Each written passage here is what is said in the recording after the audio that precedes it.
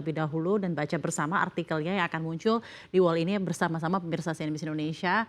Jokowi benar peredaran uang di Indonesia semakin kering. Kemarin juga sempat menjadi berita yang cukup diulas oleh CNBC Indonesia bahwa Presiden Republik Indonesia atau Jokowi mewanti-wanti mengenai peredaran uang di Indonesia yang sepertinya tidak langsung mengalir ke sektor real.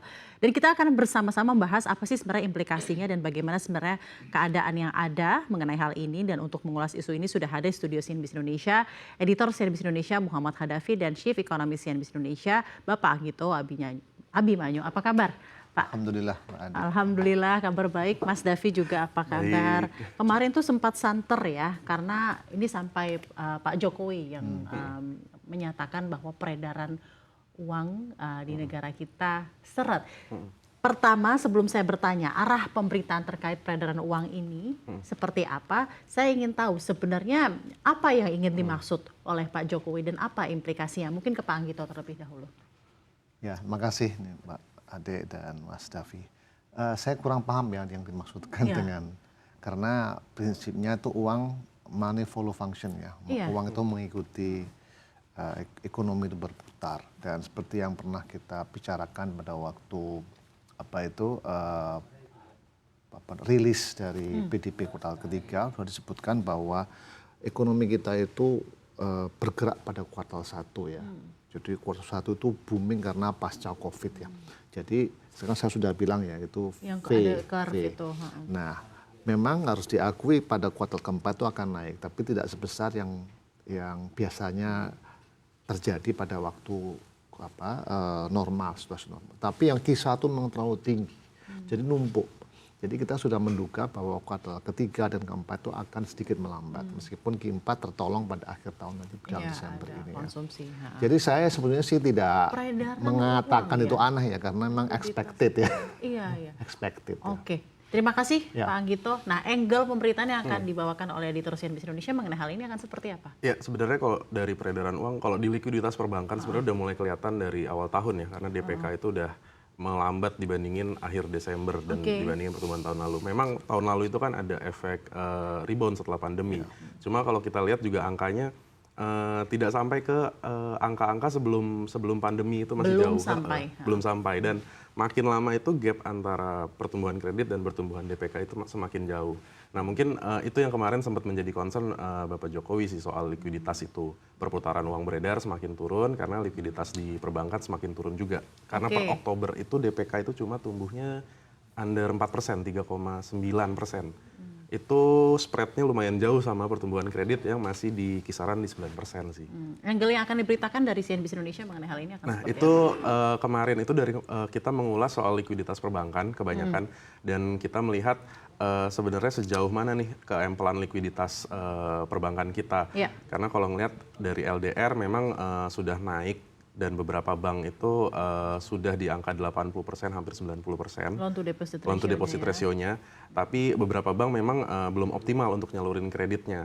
Nah ini memang kondisinya agak berbeda-beda di setiap bank. Jadi mungkin kita akan mendalami hal itu dan kedepannya kita mau lihat juga sebenarnya apa yang diomongin Pak Jokowi kemarin yang soal surat berharga SBN dan SBI itu apakah memang diserap oleh perbankan.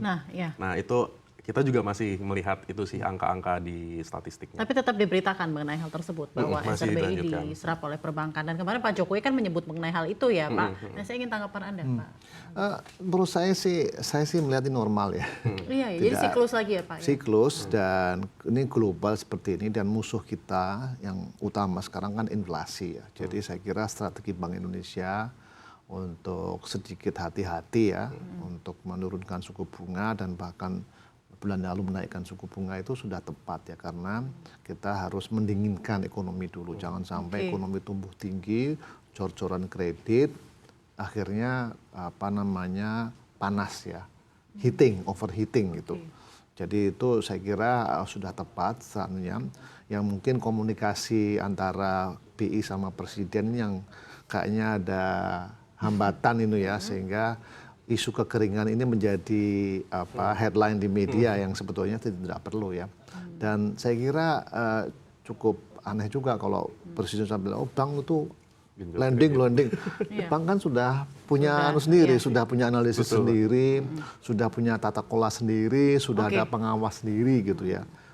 Let the market works lah, saya kira gitu Nah, ya. ini dari bank perbankan sendiri nih Pak, tanggapannya mengenai loan to deposit ratio ya Pak ya. September 2023 itu di 84%, ya. Untuk LDR Bank BUMN bahkan 89,31, Ya, tinggi ya, menyentuh 90%. ya.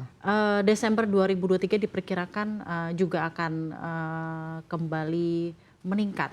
Ya. Nah ini apakah patut dikhawatirkan Pak rasio LDR setinggi?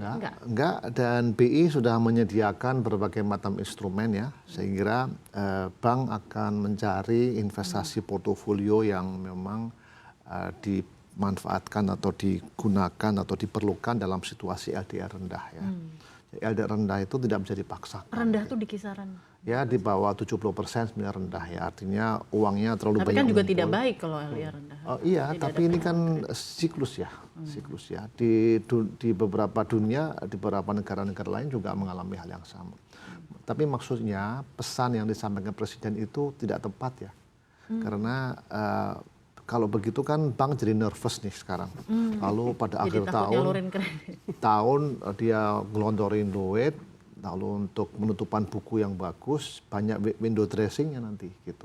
Saya kira saya pernah kerja di bank ya, saya kira bank itu punya tata kelola, punya manajemen risiko, dan maunya ya lending dong, dan maunya dapat spread tinggi kan. Pasti. Jadi saya kira mendorong bank untuk lending itu ya cukup dilakukan oleh otoritas saja gitu. Ya, saya juga ingin tanggapan Anda mungkin Pak Anggito sebelum saya kembali ke Mas Davi.